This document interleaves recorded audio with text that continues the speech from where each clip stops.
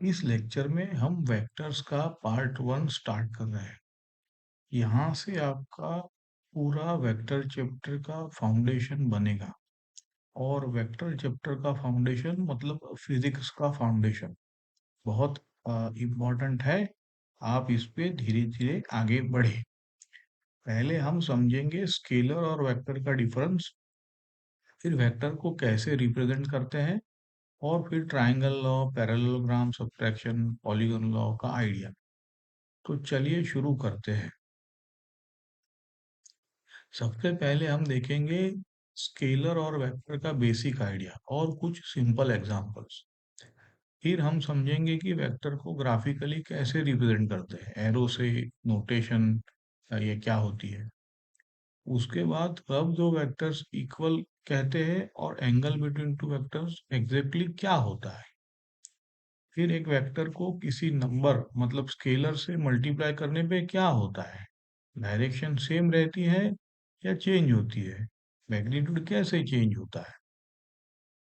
फिर main part है vector addition, triangle law जिसे हेड टू हेड मेथड भी बोलते हैं, और पैरेललोग्राम जिसे हम फोर्सेस के रिजल्टेंट समझेंगे।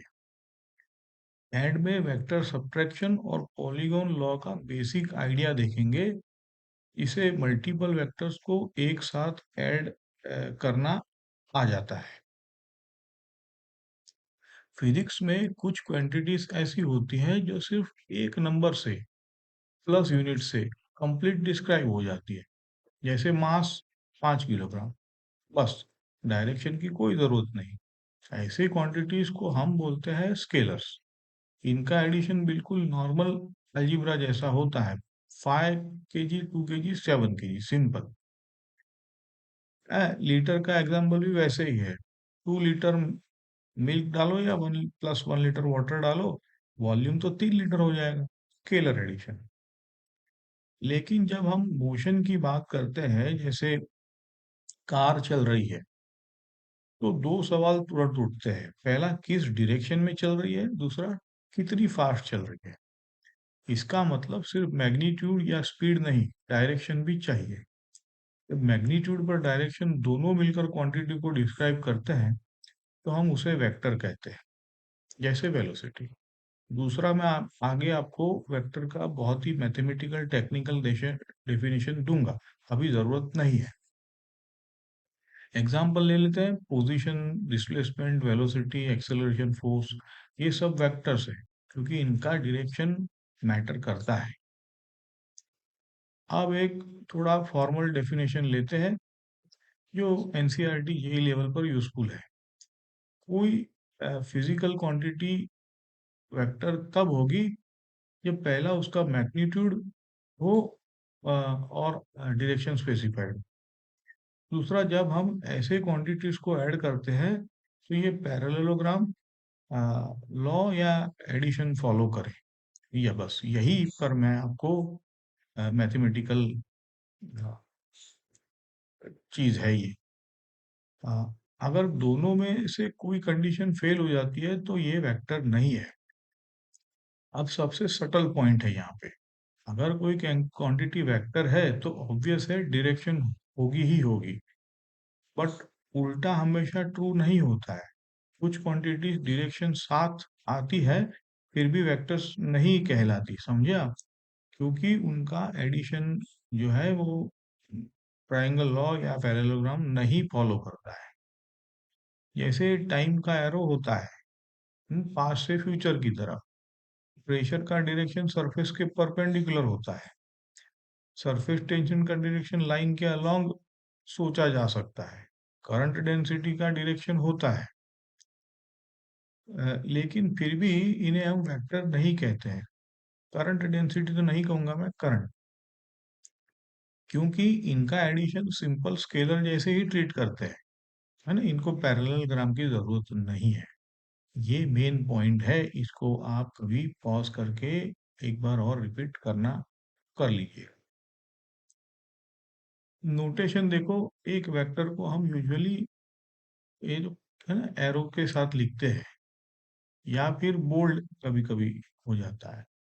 इसका मैग्नीट्यूड हम मॉड्यूलस में लिखते हैं, या सिर्फ सिंपल लिख दो ए जैसे। वेक्टर के एग्जांपल्स देखो, आपको डिस्प्लेसमेंट इनिशियल से फाइनल पोजीशन का डायरेक्टेड लाइन सेगमेंट है, वेलोसिटी कितनी फास्ट किस डायरेक्शन में, एक्सेलरेशन वेलोसिटी का रेट ऑफ चेंज डायरेक्शन के साथ, फोर्स होता है पुश या पुल डायरेक्शन के साथ।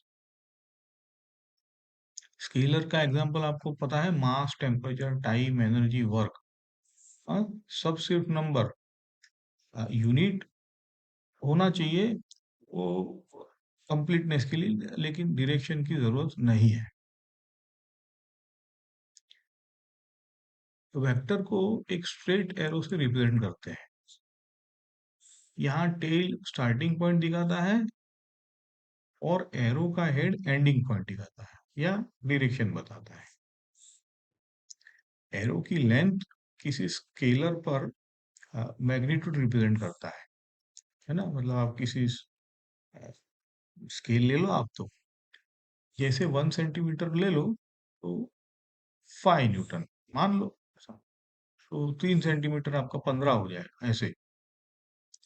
अब सेम फिजिकल वेक्टर को हम किसी भी जगह ड्रॉ कर सकते हैं जब तक मैग्नीट्यूड और डायरेक्शन सेम है। समझे, यही है। अ, इसलिए डायग्राम्स में हम वेक्टर्स को पैरेलल स्लाइड कर सकते हैं, ये वेक्टर को चेंज नहीं करता है। दो वेक्टर्स ए और बी इक्वल कब कहते हैं, जब, देखो ये ध्यान दो, उनका मैग्नीट्यूड सेम हो और वो पैरेलल हो और सेम डायरेक्शन में पॉइंट कर रहे हैं। यहाँ तीन अलग अलग जगह पर एरोज बने हुए हैं, लेकिन सबकी लेंथ सेम है और सब डायरेक्शन में है पैरेलल। इसीलिए ये सब वेक्टर्स रिप्रेजेंट कर रहे हैं इक्वल वेक्टर्स। ठीक, वेक्टर का स्टार्टिंग पॉइंट मैटर नहीं करता, सिर्फ कितना बड़ा है और किधर पॉइंटिंग मैटर करता है। इसलिए हम प्रॉब्लम सॉल्विंग में वेक्टर को डायग्राम के अंदर इधर उधर शिफ्ट कर सकते हैं, बस उसको पैरेलल रखना है। समझे, दो वेक्टर्स के बीच का एंगल क्लियरली डिफाइन करना जरूरी है। पहला स्टेप, पहले दोनों वेक्टर्स को टेल टू टेल रखो, यानी उनके टेल सेम पॉइंट से स्टार्ट करो। इसके लिए हम वेक्टर्स को पैरेलल शिफ्ट कर सकते हैं। स्टेप टू, अब जो दो पॉसिबल एंगल्स है उनमें से छोटा एंगल है वो लेना होता है। मैथमेटिकली थीटा जो है ऐसे डिफाइन करते हैं कि 0 से पाई के अंदर या 0 से 180 डिग्री के बीच का जो छोटा एंगल है वो। समझे, यहाँ ये वेक्टर ए और vector B tail to tail रखे हुए हैं और छोटा एंगल थीटा उनके बीच का एंगल है। और भी मेथड है, लेकिन आप शुरू में इससे ही आपका काम बन जाता है। अब बात करते हैं स्केलर मल्टीप्लिकेशन की। एक vector B lambda times vector A ऐसा लिखा है, तो जहाँ ये लैम्बडा है कोई समझ लो कि रियल नंबर है। अगर लैम्बडा पॉजिटिव है मतलब ग्रेटर देन 0, तो वेक्टर बी की मैग्नीट्यूड लैम्बडा टाइम्स हो जाती है। डायरेक्शन बिल्कुल सेम रहती है जो वेक्टर ए की थी। जैसे 2 टाइम्स वेक्टर ए, तो मैग्नीट्यूड डबल डायरेक्शन सेम। अगर लैम्बडा नेगेटिव है लेस देन 0, तो मैग्नीट्यूड फिर भी लैम्बडा टाइम्स होती है लेकिन डायरेक्शन उल्टी हो जाती है ना। Special case minus vector A ले लो, इसका मतलब है कि एक वेक्टर जिसका मैग्नीट्यूड मॉड्यूलस में ए के बराबर है लेकिन डायरेक्शन बिल्कुल रिवर्स्ड है। ये कॉन्सेप्ट सब्सट्रैक्शन में भी बहुत यूज होगा, है ना, जब आप प्रैक्टिस करेंगे तब।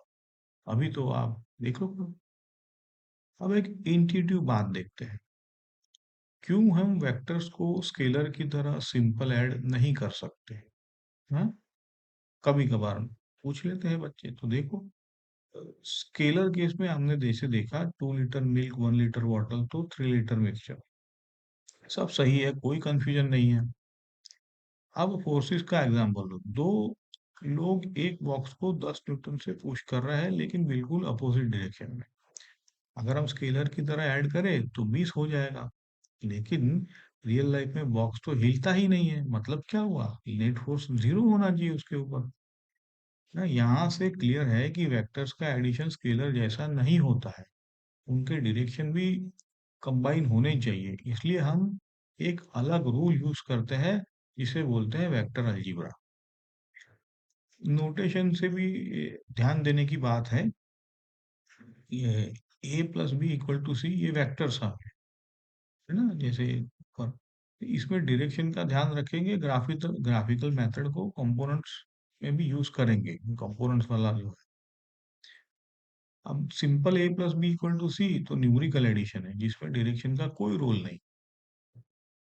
अब हम ग्राफिकल वेक्टर एडिशन फॉर्मल तरीके से लिखते हैं, देखो triangle law of vector addition कहते हैं, अगर दो वेक्टर्स को एक ट्रायंगल के दो साइड के रूप में रिप्रेजेंट करें मैग्नीट्यूड और डायरेक्शन के साथ और उन्हें सेम ऑर्डर में रखे, है ना, तो ट्रायंगल की तीसरी साइड जो है फर्स्ट वेक्टर के टेल से सेकंड वेक्टर के हेड तक उन दोनों का रिजल्टेंट होता है। देखो प्रैक्टिकल क्या क्या स्टेप करोगे, पहले वेक्टर ए ड्रॉ करो, प्रॉपर स्केल और डायरेक्शन। दूसरा वेक्टर बी इस तरह से ड्रॉ करो कि उसका टेल वेक्टर ए के हेड से स्टार्ट हो, यानी head to tail arrangement, order same. अब वेक्टर ए के टेल को वेक्टर बी के हेड से ज्वाइन करो, जो नया वेक्टर मिलता है वो रिजल्टेंट आर है, उसको बोलेंगे A plus B, vector A plus. यहाँ आप देख सकते हैं कि ओरिजिन से हमने पहला वेक्टर ए ड्रॉ किया, उसके हेड से दूसरा वेक्टर बी ड्रॉ किया। अगर हम वेक्टर ए के टेल से बी के हेड तक एरो ड्रॉ करें तो वो रिजल्टेंट वेक्टर आर हो जाता है। इस पूरे कंस्ट्रक्शन की शेप एक ट्रायंगल बन जाती है, इसलिए ट्रायंगल लॉ बोलते हैं। इसको ही अक्सर हेड टू टेल मेथड के नाम से भी आप लोग याद रखते हो। दूसरा ग्राफिकल रूल है पैरेललोग्राम। इसका मोटिवेशन यूजुअली फोर्सेस से आया है।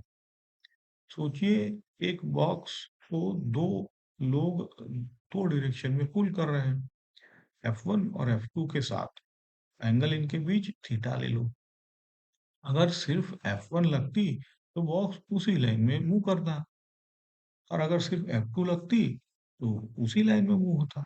लेकिन जब दोनों फोर्स एक साथ लग रहे हैं तो बॉक्स इन दोनों लाइन के बीच की किसी डायरेक्शन में मूव होने लगेगा, है ना।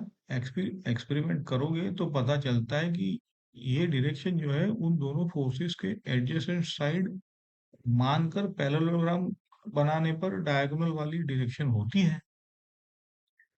पैरेललोग्राम का अगर स्टेटमेंट चाहिए तो ले लो। वैसे अगर दो वेक्टर्स को एक ही पॉइंट से निकलती हुई एडजेसेंट साइड के रूप में आप ड्रॉ करो तो उनका जो रिजल्टेंट है उसी पॉइंट से निकलने वाली पैरेललोग्राम की डायगोनल होता है। मैग्नीट्यूड और डायरेक्शन दोनों को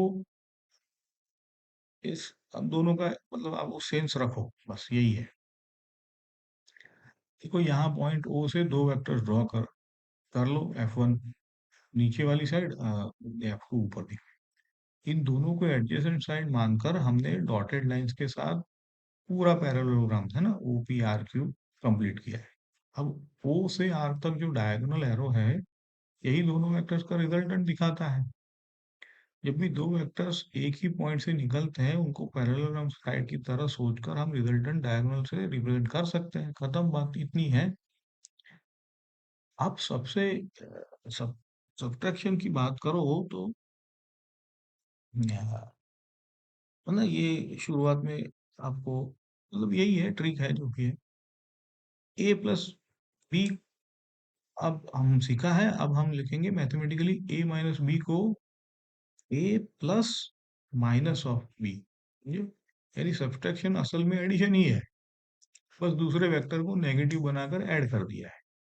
क्योंकि हमने तो पैरेललोग्राम और ये जो है वेक्टर एडिशन ट्रायंगल लॉ उसमें तो प्लस ही सीखा है, तो यहाँ भी प्लस ही कर दिया है। नेगेटिव वेक्टर का मतलब हमें पता है मैग्नीट्यूड से डायरेक्शन अपोजिट, तो वेक्टर बी का नेगेटिव होगा, है ना, वैसे उल्टी डायरेक्शन। तो vector A minus B draw करने के स्टेप, पहले माइनस बी ड्रॉ करो जो अपोजिट में होगा बी के। अब वेक्टर ए और वेक्टर बी को ट्रायंगल से ऐड कर दो हेड टू टेल, या आप पैरेललोग्राम जो भी आप चूज करो। जो नया वेक्टर आएगा वही a माइनस बी है। अब जनरलाइज करो, देखो इनको, दो वेक्टर नहीं, बहुत सारे वेक्टर्स के एक साथ कैसे करें। तो यहाँ आता है polygon law of vector addition. Idea simple है, पहले वेक्टर A1 ड्रॉ करो, फिर A2 ड्रॉ करो, है ना, फिर उसके हेड से A3, ऐसे हेड से चलते चलो, ऐसे ही सब वेक्टर हेड टू टेल लगाते जाओ। जब सारे वेक्टर्स लगा चुके तो जो स्टार्टिंग पॉइंट है A1 का टेल और जो वेक्टर का हेड है लास्ट वाला, उन दोनों के एरो को ज्वाइन कर दो। ये जो एरो बनेगा वही रिजल्टेंट आर बोलो। इसको पॉलीगॉन लॉ बोलते हैं क्योंकि ओवरऑल शेप अक्सर ट्रायंगल, क्वाड्रिलेटरल, पेंटागन जैसा पॉलीगॉन बन जाए। स्पेशल केस बहुत इंपॉर्टेंट है, अगर हेड टू टेल लगाने के बाद आपका लास्ट वेक्टर वापस एग्जैक्टली स्टार्टिंग पॉइंट पे आ जाए, पॉलीगॉन क्लोज हो जाता है और रिजल्टेंट जीरो वेक्टर हो जाता है। इस इसका यूज हम इक्विलिब्रियम प्रॉब्लम्स में करते हैं, है ना। यहाँ आप वो देख रहे हैं जो हमने बताया कि A1 फिर A2 फिर A3, वैसे सारे हेड टू टेल अरेंज है। अगर हम पहले से हेड टेल से हेड लास्ट वाला खींचे तो रिजल्टेंट आर है, देखा। ये एग्जैक्टली वही कॉन्सेप्ट है जो हम फोर्सेस, डिस्प्लेसमेंट, इस सारे में हम यूज करेंगे। चलो छोटा सा रिकेप कर लेते हैं। स्केलर मतलब सिर्फ मैग्नीट्यूड, जैसे मास, टाइम, ना, एनर्जी। वेक्टर जो होता है मैग्नीट्यूड प्लस डायरेक्शन। और पैरेललोग्राम लॉ मतलब वेक्टर एडिशन का लॉ फॉलो करें। वेक्टर एरो से आप रिप्रेजेंट कर सकते हैं, लेंथ से मैग्नीट्यूड, एरो से डायरेक्शन। दो वेक्टर तब इक्वल है जब इनका मैग्नीट्यूड सेम है और डायरेक्शन भी सेम है, चाहे पोजीशन अलग हो सकता है। Angle between vectors tail to tail रखो, छोटा एंगल ले लो 0 से 180 के बीच। ट्रायंगल लॉ और पैरेललोग्राम दो वेक्टर्स को ग्राफिकल तरीके से ऐड करने का स्टैंडर्ड रूल है। सब्ट्रैक्शन में आप ना a माइनस बी को a प्लस माइनस बी सोच सकते हो। पॉलीगॉन लॉ में मल्टीपल वेक्टर्स को हेड टू टेल अरेंज करने से रिजल्टेंट पहले का टेल और लास्ट का हेड मिलता है ना। अगर चेन क्लोज हो जाए तो सम जीरो है, मतलब इक्विलिब्रियम बोलते हैं। अब नेक्स्ट लेक्चर मतलब पार्ट 2 में हम यही आइडिया को स्ट्रॉन्ग करेंगे, पॉलीगॉन लॉ को और डिटेल से देखेंगे, वेक्टर एडिशन की प्रॉपर्टीज, है ना, ये कम्यूटेटिव, एसोसिएटिव होते हैं। और एक छोटा एग्जांपल करेंगे, सर्कुलर मोशन में वेलोसिटी चेंज का वेक्टर से समझेंगे हम इस चलो, है ना। अगर आपको ये step by step concept helpful लग रहा है तो चैनल को आप सब्सक्राइब कर सकते हैं। वेक्टर का पूरा प्लेलिस्ट फॉलो करें, पहले कॉन्सेप्ट, फिर एग्जाम्पल, फिर एग्जाम ओरिएंटेड रिवीजन, ऐसा हम करने वाले हैं। Thank you.